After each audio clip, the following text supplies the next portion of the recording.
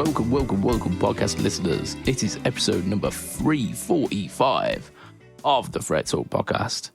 It's your host, Mr. BudgetPedalChap. 345, that's a Gibson, that is, isn't it? The 345. We're back to Gibson numbers. It definitely is. There is an ES345. You can nod your head all you like. There is definitely an ES345. You can tell this week. It's a great guitar, man. Yeah. This week we are not joined by Mr. Matt Quine. We are joined by Lee. Hi, Matt. Lee Padabada-babada-babada-doo. It has been a hot minute. It's been a hot minute. I've had a lot of internet issues to the point where we've sat here trying to podcast and literally couldn't because my internet was at 0.15 megabits per second. Oh yeah, what the fuck? Yeah, it weren't through lack of trying. You definitely you gave it the old college try a fair few times, but it was just at a point where you had to bow out because it was like horrendous lag. It was like seconds worth of lag. You want to know what's worse? What's worse than that? Go on. So I've paid the internet company, a different internet company, to go and install fibre into our house, which is something we wanted to do anyway. But I had to put a big down payment on them to actually do the work to bring it into the house. And then my current provider went and fixed the internet. Of course they did. Yeah, but now I'm all signed up to the other company. I mean, to be fair, that very much feels like whenever I go to change my phone contract. Like I phone them up and go, look, my phone contract's up. I'm up for a new phone. I found this company who will do it for this price. All I'm not asking you for to beat the price. I'm just asking you to match it. Just match this price or something similar, and I'll stay with you. And they're like, oh no, we can't do that. Oh, and then cancel their contract, sign up with this other company, and then 2 days later, a phone call off them. Yeah, we've managed to beat their price. Like, it's too fucking late now, isn't it? I literally told you, 3 days ago, this is what will happen, and you was like, no, I can't do that. Every time, literally every time it happens. But they don't like it here either because Swedes don't really haggle. Okay. Give them a price and they either take it or they don't. Yeah. And generally speaking, they're like, yeah, all right, and I haggle a lot. So, you're not only the guy who doesn't speak their language, you're the guy who annoys them with not accepting their prices. Yeah. Exactly. Oh, dear. Exactly that. Yeah. I mean, I'm getting better at the language, just not to the point of being able to haggle with it. I don't think they have a word for haggle. That probably doesn't help, does it? Their word for haggle is probably Lee. Yeah, English man. Right.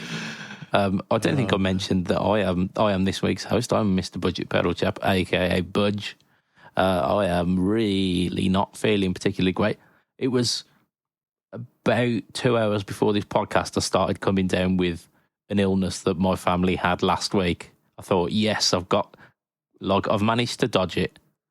And then sore throat, headache, achy bones. And it's just like, oh, motherfucker, at the point where it's just a bit too late to cancel the podcast. And I have absolutely no days this week in which I can redo the podcast. So I was just like, you know what, I'm gonna have to just suck it up and just get over it. I didn't realise that your little caption at the bottom was current. I thought that was because it's been a while since we podcasted, but every time I've podcasted with you recently, you've been unwell. So I thought that was just an echo of the past. Well, I mean, it was and it is now. It is current.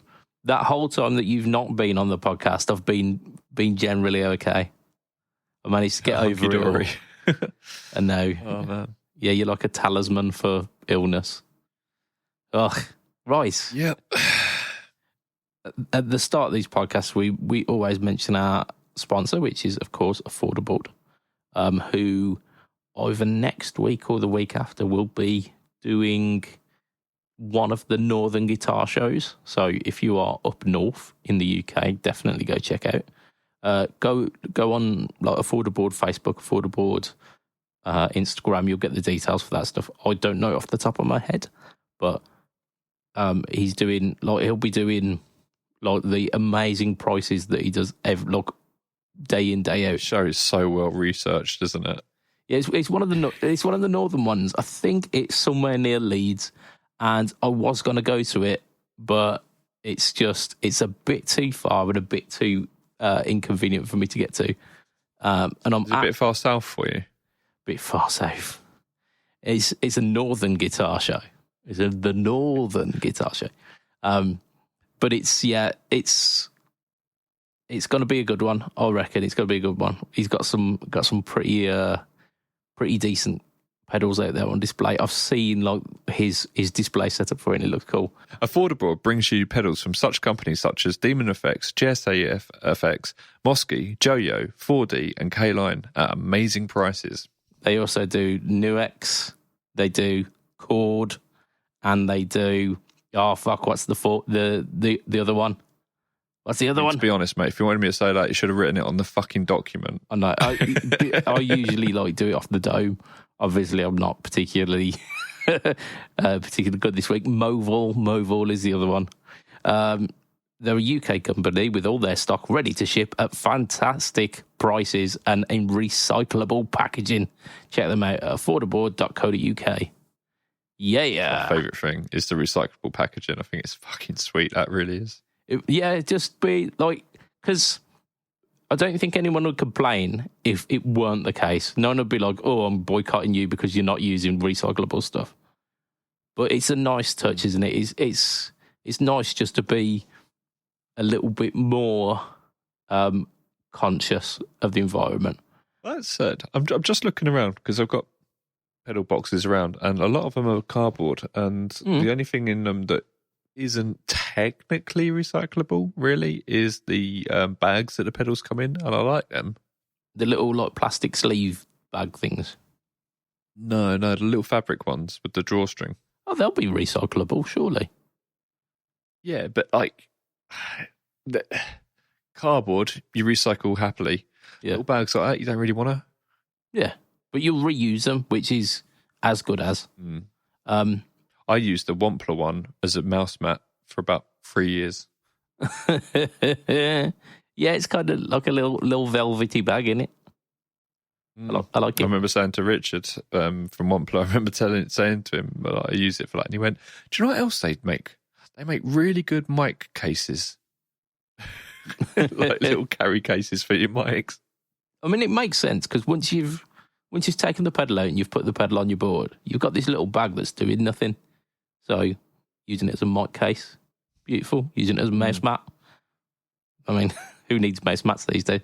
Mice all look like this these days, don't they? Where they've got that little like infrared like tracker rather than a ball, like a horrible rubber ball and some little gears inside it.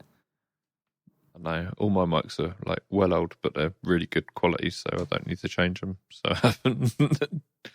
I've got a box for them and stuff. So I mean, mine are old and shitty.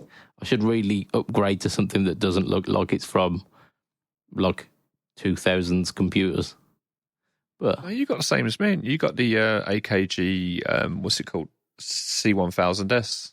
No. Look, I was talking about my mouse and my keyboard. That's not an AKG at all. This is an SM57. We're talking about mics. No, this. So we all switched over to the same microphone, apart from the guy in Sweden. At the start of these podcasts, or about 15 or so minutes into these podcasts, we always start with a piece of shit news. And this week we're going to preface it a little bit, because all of the news this week is not particularly that shit. So it's not shit news as in this piece of news is shit, but it's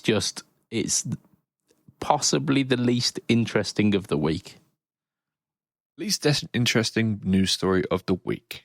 But which has a certain ring to it itself, doesn't it? Indeed. Right, so J-Rocket, like most famous, I would say, for their Archer, which is a quite weak alco pop that you have when you're kind of mid-teens.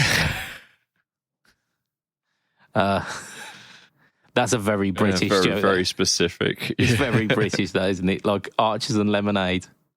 But yeah, so the Archer is, of course, a quite well thought of clone. They do the gold and the silver version, and also they do a deluxe version these days as well. Have that? Have you? Interessante. Yes. Video coming soon. Like I am all for that, because like I had a J-Rocket Archer at one point. I had a little foray into slightly more pricey pedals, because thinking I'm doing this budget pedal thing, and I really like the budget pedals, but is the grass greener? And I still have a lot of budget pedals. I don't have the J-Rocket anymore, so I don't think it convinced me. You don't like clones. That's the thing. Clones aren't your cup of tea, really, are they? No, the low gain overdrive, kind of bluesy overdrive, it'd probably go Blues Driver, then Tube Screamer, then Blues Breaker, then anything else, then Clon. So Clon's at the top then. I mean, the top of the I would not playlist. No, like I mean, they have their application, but I find what I want to use the Clon for, I'd use the Blues Driver for, because it does that kind of hard clipping, upper mid kind of presence sounding blues drive. Yeah, I equate it more to be with a Tube Screamer. For me, they do the same thing, but the Clon just does it better to my ears. Well, they've got very different EQs, haven't they? Like the Clon is allowing more of that frequency through, like the kind of full spectrum of the frequency, whereas the Tube, and it's just got a bit more higher mids. It's around the 500k, isn't it? And I just like it. I think it sounds good. Yeah, I'm not gonna like yuck anyone's yum if they are into the Clon kind of sound. It's not for me, but like J-Rocket, known for that. They're known for a few other pedals as well, but they've recently released the Airchild 66, which is a compressor. It's a compressor that's based on a studio compressor. So, you know, like 1176 is a thing that people have been doing a lot recently. I mean, like over the past kind of 5 years, we've got the Caline, we've got who else did it? UA did it. Universal Audio did the Dual 76. Wampler have very recently done the Ego 76. This is not based on the 76, thank God, because otherwise there'd be a lot of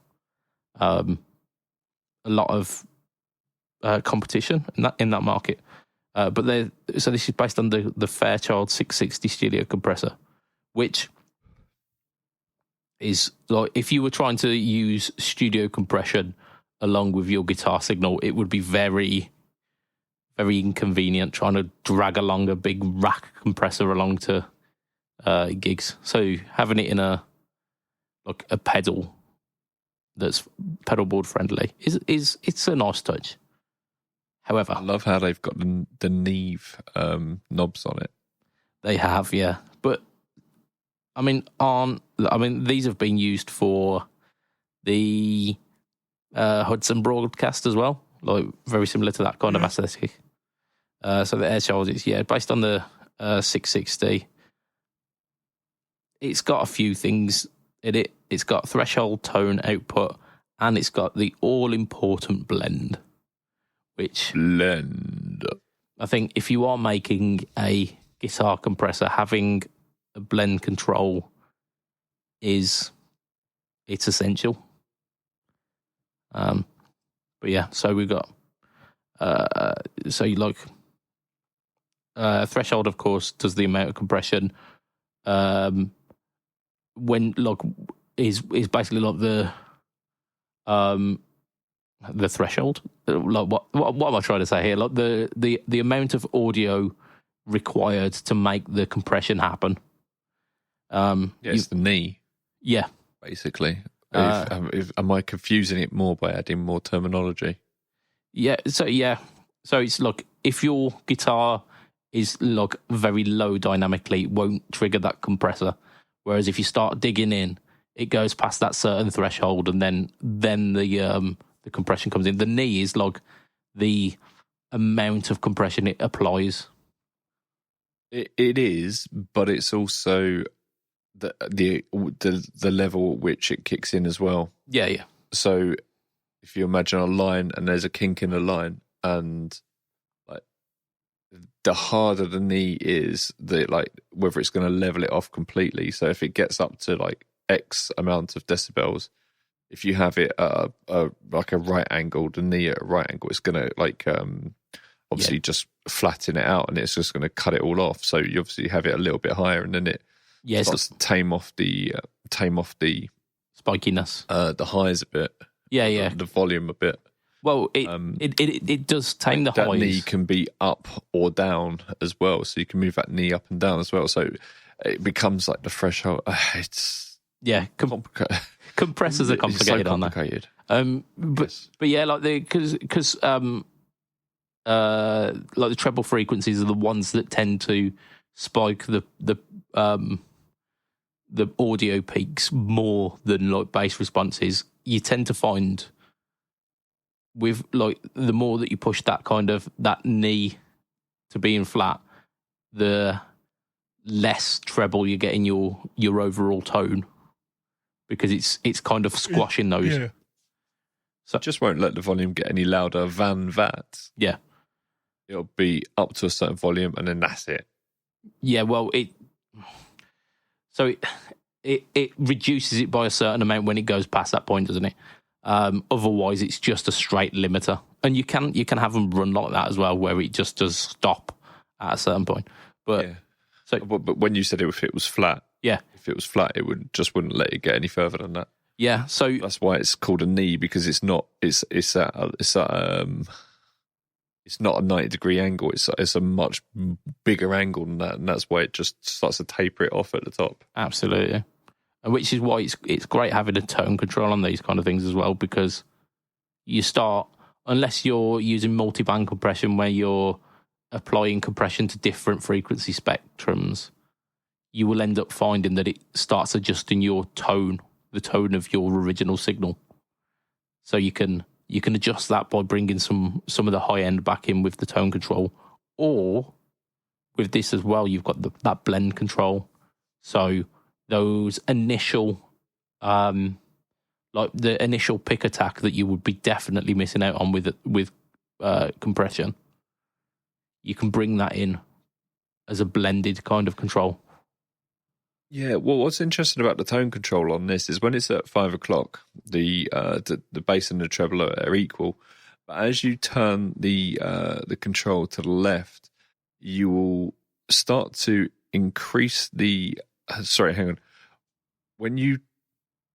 It adds treble and so this is right. Yeah. So when you turn it to the left, it adds bass but reduces the treble. And when you turn it to the right, it adds treble but reduces bass. So it's not just keeping the same level of bass and then adding treble on top of it. It's reducing the bass and adding treble, and then vice versa the other way around.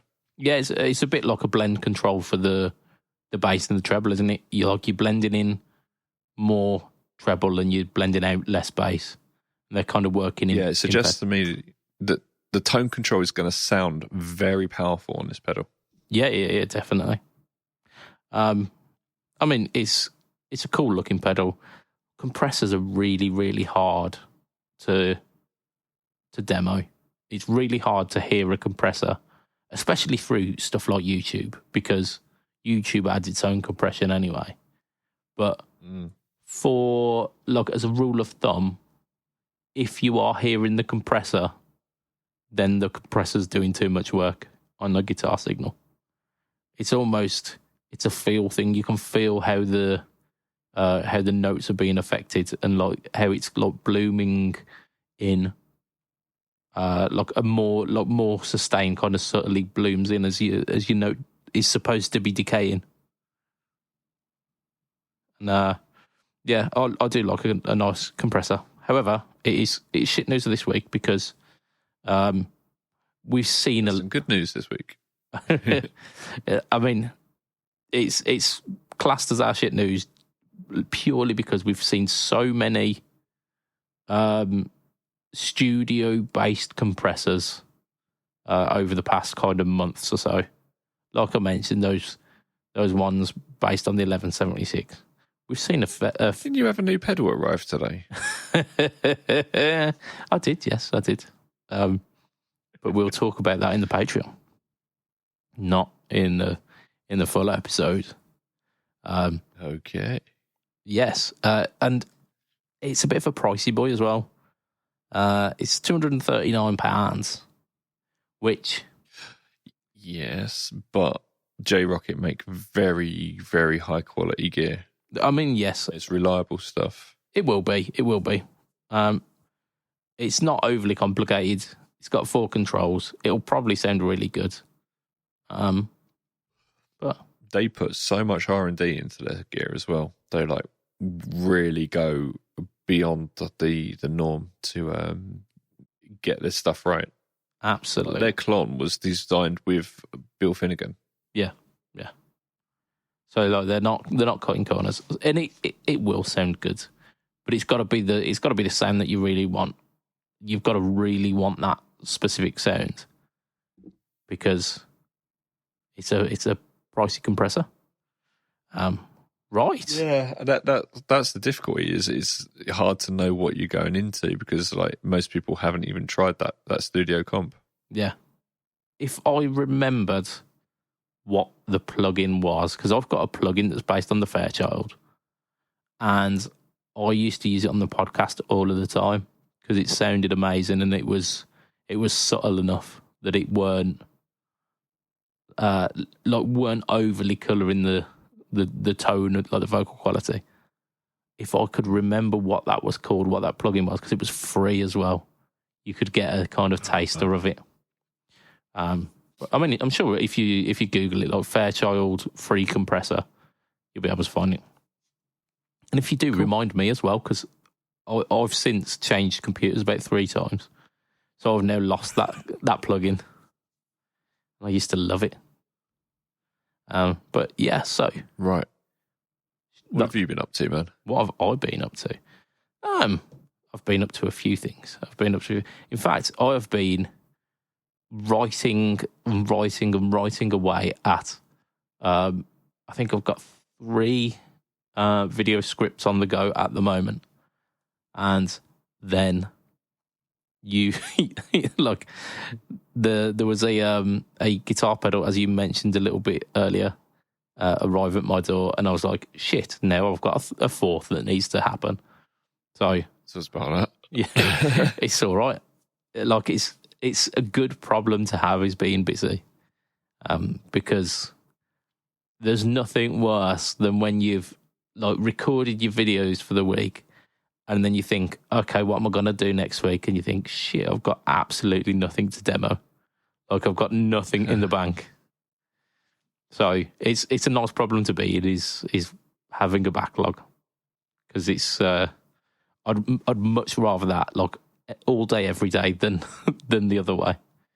But yeah, so I've been doing a lot of writing this week. I had 2 videos released on the same day last week as well as a No Talk or Tone. And then this week I've recorded, which will have been out on Friday, is the NUX XTC Overdrive. Right, I'm not going to go too much into it because you can watch the video because it's out now. It's like you just go ahead and watch it. But Lee, this is for you. What is this pedal based on? So it's based on a specific red channel of a boutique amp, and it's called the XTC OD. So think a certain boutique amplifier. So is it Ecstasy? Is that a Bulgara amp? Not Bulgara, because that's Behringer, isn't it? Ecstasy. But you I think I'll give you that. It's the Bogner. Yes. I couldn't. Yeah. You know what I meant. I do. Yeah. So like based on the Bogner Ecstasy, that's really that's quite unique. It's not something everyone's doing. Yeah, absolutely.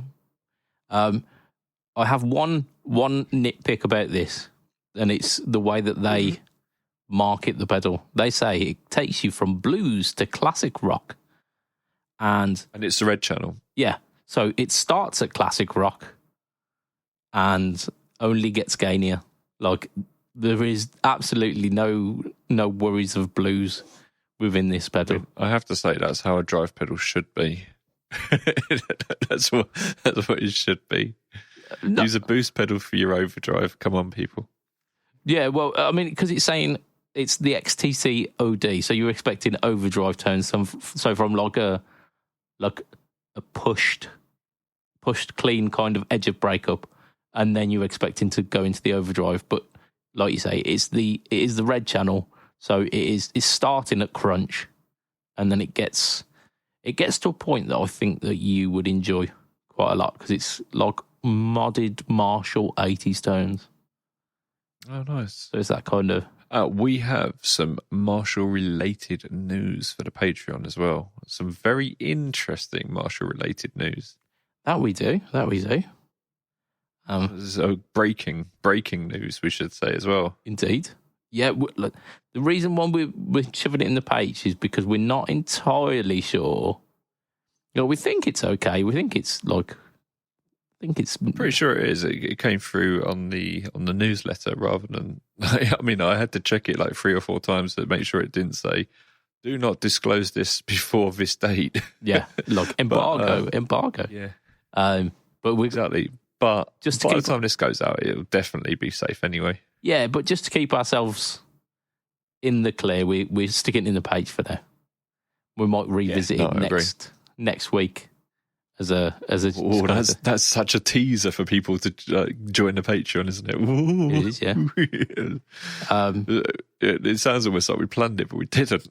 Oh yeah, and like anyone who knows, who's listened to this podcast more than once, will know that prior planning is not the way of the Fret Talk podcast. I want to tell you about something. Do you? What do you want to tell me about, then? I have been playing with a new pedal, and it's the pedal we've discussed, which is the TC2290P. Okay. Thoughts? Yeah, my main question was like, what's the difference between the SDE 3000 EVH and that? Like, why would you buy one over the other? Yeah, and they're very, very, very different whilst being very similar. Like when you lay down, does it do a stereo delay? Yeah. They both do a stereo delay and they both sound absolutely fucking wonderful at it. Yeah. Where the SDE sits is it goes deeper and deeper and deeper into delay. And it's all about the best delay sound you can get. And it goes for the wet, dry, wet thing just straight from a pedal. And it's about creating that ambience all around while keeping the clarity. Yeah. The TC2290P is more about what tricks can I do with delay. So it's more about, it's got this great delay sound, but it's more along the lines of what can I do with short delay time-based effects, really. Yeah. So you get fantastic choruses out of it, flanges, and all these sort of things. And it does tricks with where there's loads of tricks where it mixes delay, like because it's stereo, and a time-based effects. And that's how they differ. And I'm sure you could get the SDE 3000 doing some of these time-based effects because you can control it precisely. But the 2290p is set up and aimed at that with all its presets and that sort of thing. Oh, nice. And that I thought was an interesting take on it. Yeah. Yeah, I mean, because they came out at really similar times, didn't they? And then... no. Yeah, no, they did. It was within a couple of months of each other. And... I think so. I think it was definitely within 6 months. Yeah. And it was one of those things where you were like, is one just like the other, like their take on the other one?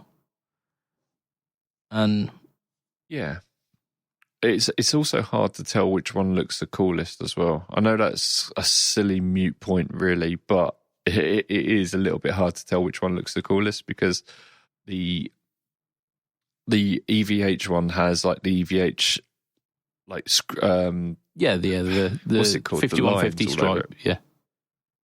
Yeah. But that's in black and white, and it looks well cool on the pedal. But the TC one has this little cover that goes over the controls and makes it proper look like the controls in kit on Knight Rider. I mean, they've both definitely like nailed the audience there, haven't they? For the kind of nostalgia trip kind of thing. Yeah. I mean, there's no way on earth I can justify having both of them on the board. I really want to have both of them on the board. Unless... it's just absolutely pointless. Go quad amp. Quad amp, oh my God. But I've also got the H90, which does pretty much all of the effects that the 2290p does better because it's a brand new pedal. And I mean, it's an up-to-date pedal. It's not trying to emulate the 80s. It's trying to emulate 2024. Yeah. Yeah. And it sounds fantastic. But it doesn't just do the modulation as well, does it? Like, there's a lot within that H90. Yeah. So the question is, which one do I go for? Do I stick with the SDE 3000 or do I stick with the 2290? Probably going to stick with the SDE 3000 because that's been my stereo sound for years. We're still waiting on a demo for that one as well, aren't we? Maybe. I don't know.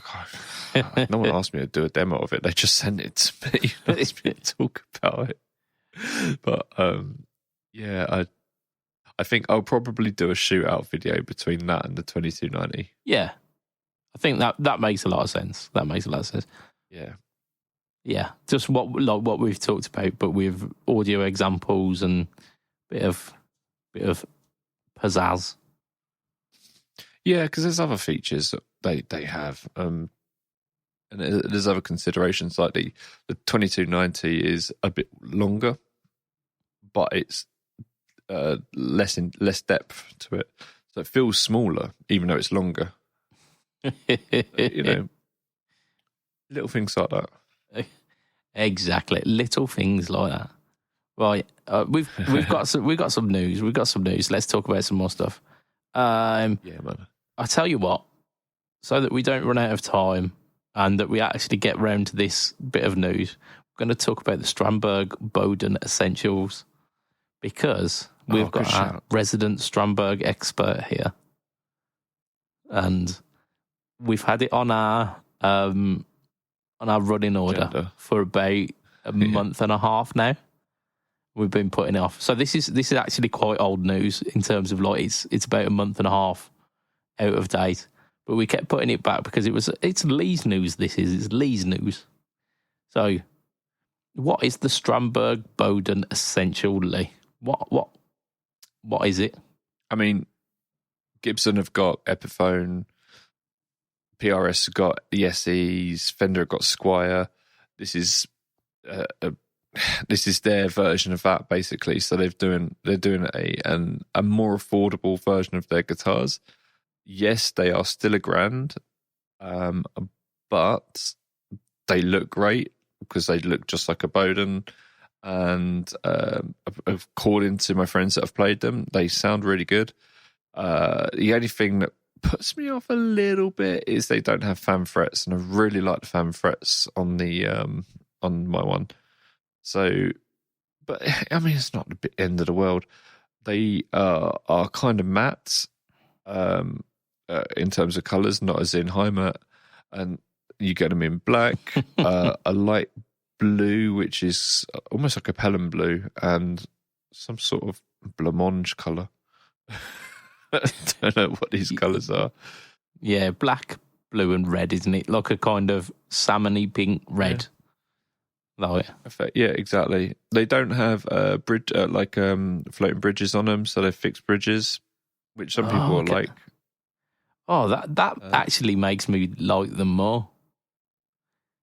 Because the bridge, mine stays in tune. Like I was thinking about it earlier. I was playing it earlier, and I was just like, this thing just is always in tune. Yeah, but I like a fixed bridge. They like a fixed bridge. Yeah, so I mean they've got a lot of the accoutrements in there. They've got the Endura neck profile, which is the Strandberg kind of signature, which is a big selling point. I mean, people question it all the time, and even myself, I had to borrow one for a little while to make sure, because I had the ability to borrow one because I'm a lucky sod like that. Yeah. And just to make sure I was going to get on with it before and I loved it. I loved it so much that I didn't want to play my other guitars. I've got a video on it. Go find it, watch it. I'll tell you all about my love affair with the Strandberg. Yeah. And I tell you basically 4 reasons to buy it, 1 reason not to buy it. So it's worth looking. But yeah, I mean, my guitar is like $2,500. This is $8,000. So yeah, I mean, for the sake of fan frets and a floating bridge. Yeah. There's also a difference in the neck as well, apparently. So the standard ones are like they carbon fiber reinforced. I think so. So this one has got a roasted maple neck rather than being carbon reinforced, just to make it a little bit more affordable. The whole idea behind roasted maple necks. The point of it was that they were less likely to be affected by kind of environment. Yeah, because it's the moisture in the neck that allows the woods to kind of warp, or to like the necks needing adjusting when they're in like different temperatures and different humidities. So they've done that. Yeah. I mean, you get some things out there in life that are really cool, but you don't realise, but they're really handy for people. They're also very handy for people with disabilities or problems like back problems and stuff like that. Mm-hmm. I think the Bowdens accidentally fall into that category. So if you're in a wheelchair or something along those lines, it's the perfect guitar for you, because the cutaways on them, although they might look a little bit ugly, they're perfectly put in the way so you can stick it in your leg and get around it, even if you're in a wheelchair or something along those lines. So if you're suffering from back problems because your guitars are too heavy, these are extremely light. Yeah. If you find yourself sitting down a lot playing on the sofa or something like that, I mean, it's the most comfortable guitar that you can play with, and you can practice. You'll play faster. You'll play easier. That's the one thing. It makes all your other guitars seem like really heavy. Oh my God, I don't want to play this anymore, because this is like, I feel like I've got a swollen ankle or something. It's like walking with a swollen ankle. Yeah, it feels debilitating when you go back to something that's not quite as ergonomic. Because I mean, that's the whole point of them, isn't it? That they are designed with like the ultimate ergonomics in mind. Yeah, it almost feels like it's playing itself, and that sounds like such a cheesy thing to say, but it does. It makes playing so much easier. The whole point of the EnduraNeck is when you're up the top, it moves your fingers into a place that's better for lead, and when you move your hand down, it moves your fingers in a place that's better for playing chords. Mm. It literally moves your hand for you into the place it's meant to be. I mean, it's a similar kind of experience when I bought my third guitar. So I started off on a Squire Strat and then had an Epiphone SG, which are both kind of traditional feeling instruments, like slightly thinner bodies and thinner necks than you'd find on like the Fender and Gibson equivalent. But like generally speaking, within that ballpark. And then I moved to an Ibanez RG, which was designed for speed, designed for comfort. And I was like, I can do everything that I need to do on this. So I get that kind of that revelation that you've had with it. Yeah, it's like a full jump up from that. Even going from like the RG neck or the Wizard neck as they call it up to this, and you're just like, this is even more of that. Yeah, it's crazy shit. I mean, I can see my Strat plays lovely. My Strat plays really, really lovely. It's just a maple neck and a board. It's absolutely lovely. And then when I play that and then go back to this, I'm like, oh, yeah, that's not as good as I remember. Yeah, I mean, it's like getting used to the feel of certain guitars, isn't it? It's like whenever they're chambered as well, so like that lessens the weight as well. Yeah. It's not saying anything about the chambering on these, but I'm assuming it is. Well, that's interesting. I imagine they are. Yeah, almost certainly. They've got the glow in the dark inlays. They've got they're really cool. Stainless steel frets as well. So I mean, they are a stripped back but not lacking cheaper alternative, are they? Yeah, I mean, I think they use Strandberg's own pickups, which are very, very good. We've got a demo on Tonepedia of the different sounding pickups, and you can hear Strandberg's own pickups on there. Oh, okay. And it's on the Strandberg website as well, I believe. Cool. So, yeah. But, yeah, I mean, if you can get past the way they look, because... honestly, they look better in person anyway than they do on the thing. Just get past that and think about you want a really, really, really good guitar. For me, this is as good as it gets. Yeah, and also the black one looks really nice as well. Not having a guitar stand that'll hold onto the headstock because don't have one. No, you can buy guitar stands like headstock ones that hold them as well. Yeah, but you're having to buy specific ones then rather than the ones that you've already got in your house. Oh, oh. Yeah, but for the sake of... I need to buy a new guitar holder. Well, I don't because I'm not buying a Bowden. I think they're 3D printed as well. I think people 3D print them and sell them, so they're quite cheap. Oh, there you go. I mean, and to be fair, like... $1,000 is a decent entry point for like such a well thought through instrument. Like they're designed with an inch of their life. So I think like that 900 because it's not even $999 pounds. It's $999. So it might even be a bit cheaper in terms of 50 pence, 50 quid. Yeah, 20 quid. I don't know, but we'll have to see because I don't think they're on the market yet. They were just announced, so we will report on them more as they come out. But right. What do you want to talk about now? We've got some other news to get through. We have. Look at this walrus. Yeah, go on. I think it'll be the last one that we do because we're almost at the hour already. But we'll talk about the Walrus. In fact, actually, no. Let's not talk about the Walrus because we've got the Caline 4-in-1 series, which we've put off for a few weeks. And you are someone who's had experience with the Caline 4-in-1 series. So, do you know what? That's a really good shout. Yeah, let's do that. So, 4-in-1. Okay, so they're touting these new pedals as 4-in-1 pedals because effectively you've got two different pedals in one. So, like for instance, let me just bring up you had the Noble Screamer and the Muse Driver in the last run of them, and you've got the Muse Driver. Yeah, exactly. So you've had experience with that. But I've actually been playing that today. Right. So the Super Rodent, right, let's use that for an example. You've got two pedals in there. You've got an SD1 and you've got a Rat. Okay. And you've got three knobs. Each, except for the level, which is just your volume, right?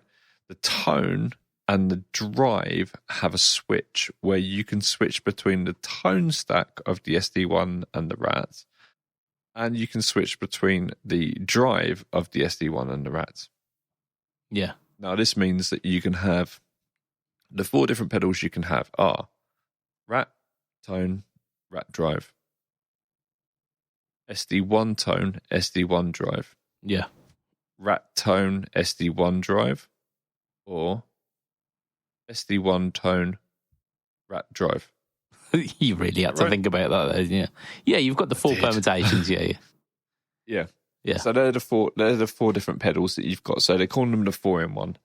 And they've got a bunch of different versions of this. So you've got the first one was the Noble Driver, which was a Tube Screamer and a Noble OD1. whatever it's called, Super Overdrive. OD1. Yeah.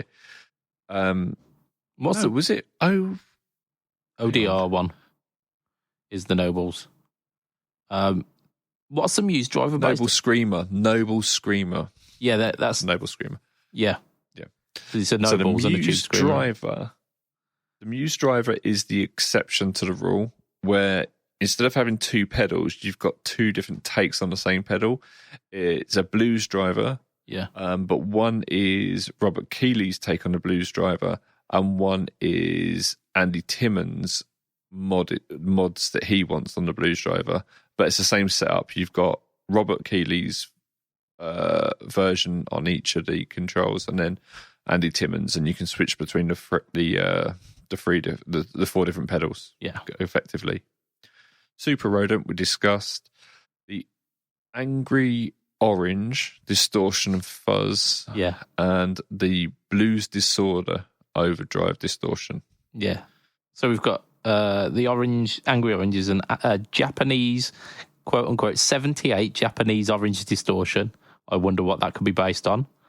And then we've got a 91 Civil War fuzz, which again, no prizes for figuring out which EHX pedal and you literally just said it. Pedal that is based on.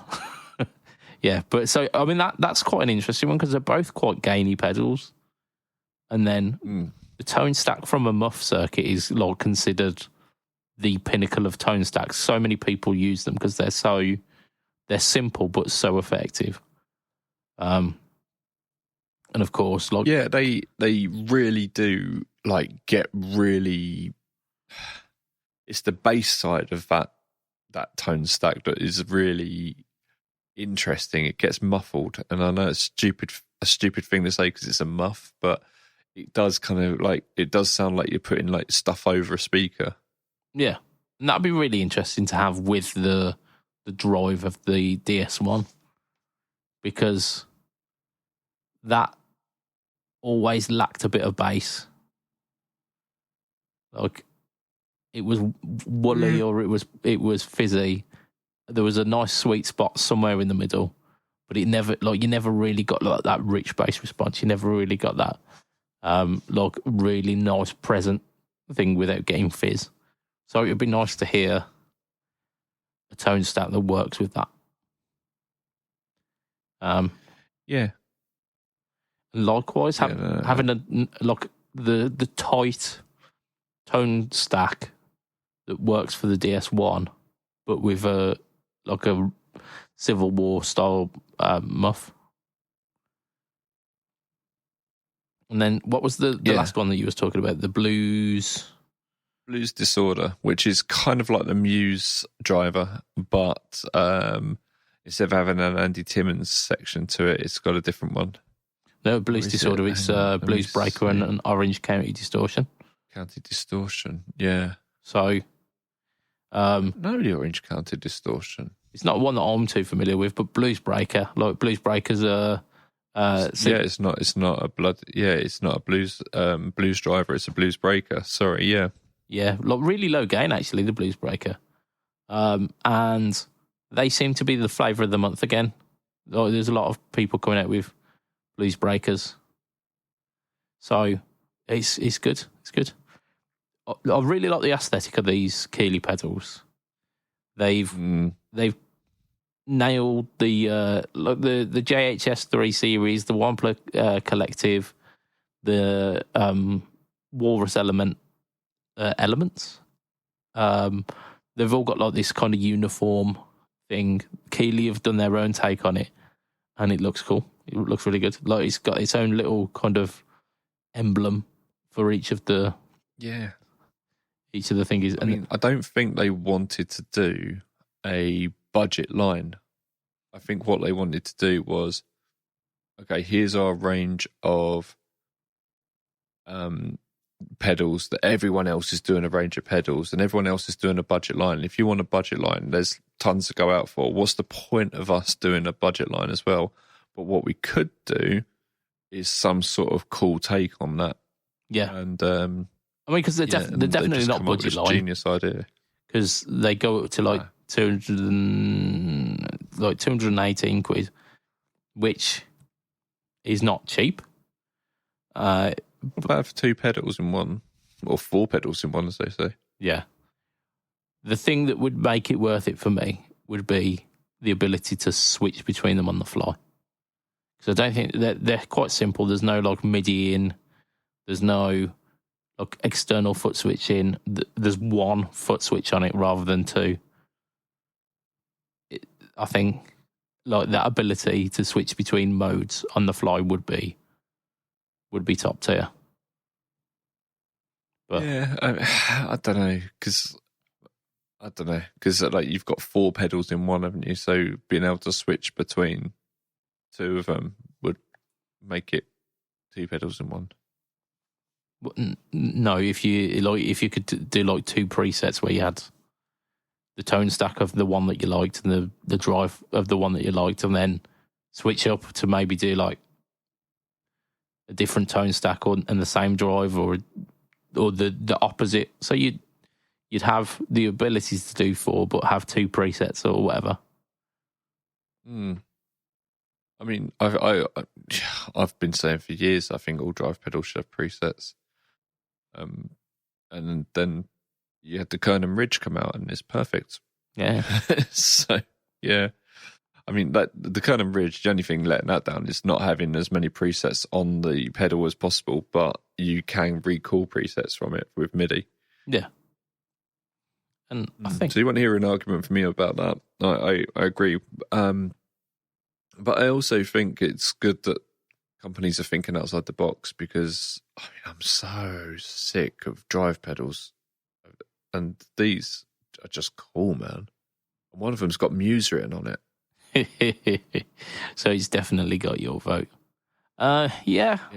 It's nice to see not just your average, oh, here's a take on this pedal that's been done a million times. It's at least mixing folded metal as well. Oh, are they? They're not. They're not just the standard enclosures. They're like quite nice folded metal enclosures. Very cool. Matt doesn't really like that, but they look really nice. Top mounted jacks. Yeah, the LEDs off to the side, which is something I'm seeing more and more in pedals now. With the LED off to the left hand side of the foot switch. I know Wampler are starting to do this now. Yeah. and it's a good idea. It's easier to see. Yeah, I mean it makes things a little bit more straightforward for manufacturer as well, I believe. Having it all around where the switch is, rather than having it nestled within the circuit of the pedal itself. You always notice that when you open up the back of a pedal, there's a lot of room around the foot switch, isn't there? Yeah, always. The bent metal enclosures, like bringing it full circle, is the kind of thing that J-Rocket do. Like their pedals are like that.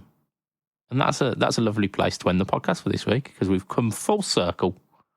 I think we are at time, definitely. If technical issues haven't wiped out the first part of the podcast, but we'll see that. Well, interestingly, mine is coming up to 60 minutes in about 10 seconds. So I wonder how that. Oh, well, there you go.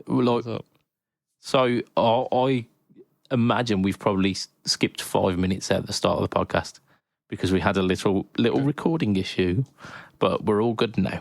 We're all good. And it is a place where we're going to end the podcast. So I'm going to extend a thank you to you, our listener, for making it this far. Thank you so much. You're the best. We're also going to extend a massive, massive thank you to our sponsor, which is affordable.co.uk, bringing you some of the greatest budget pedal options available. In fact, I noticed that he's doing multi-effects and he's doing some amps as well. If you were so inclined to have a look at some budget options there, definitely check it out, affordable.co.uk. We've got one final shout out thank you. That is to our super sexy Patreon backers, who for as little as... You're going to say co-host. I'm really disappointed now. I mean, we're gonna give Lee a little props, but we're gonna give our page backers, who for as little as $2 a month, you could be part of that exclusive crew. They are as follows, of course. We've got Mr. Adam Yeomans of Chevtone Effects. We've got the trifecta of Erector. We've got Mr. Hugh Erection. We've got Mr. Mike Oxlong. And we've got Mr. Gary Golden Cock. We've got Mr. Ben Fletcher of Fletcher Pickups. We've got Mr. Brian Gower of the Tone Jerks podcast, the Second Button podcast, and the Off the Rails podcast. We've got Mr. Diabetes Foot. And finally, we've got Mr. Jason Wharton of Jason Wharton 82 and of Pedalboards of Doom at YouTube. Check out his stuff. Oh, he's a cool dude. If you want to catch me online, of course, you find me at Facebook, Instagram, YouTube, and Threads /BudgetPedalChap. YouTube, of course, is the home to the No Talk Also Tone series, which this week features the XTC Overdrive by Nux. It's definitely not Nuix. I'm not saying Nuix. It's Nux. Lee, where can we find you online? You can find me running the world's biggest Facebook group regarding pedals with just under 150,000 members now. So we do that. That's Pedalboards of Doom. If you haven't been there or you've been kicked out of there, so it's about that. Yeah. We also have our wonderful YouTube channel, and we have an Instagram as well, and other bits and pieces along those lines, socials. So you can find us all there. You can also find me on Facebook if you really want to and talk to me, but I might reply. Yeah, that's my experience of it. He might. Right, that is us for this week. So from myself, Mr. Budget Pedal Chap, from Lee Padabadababadoo, say bye, Lee. Bye-bye, guys. Way, it will be a tatty bye and good night for this week. Good night, out of it. Bye. See you later.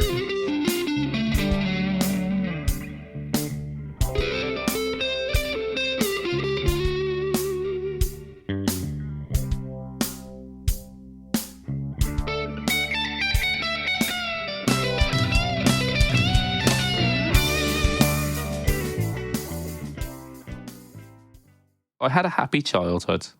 My dad used to put me in tyres and roll me down hills. Those were the good years.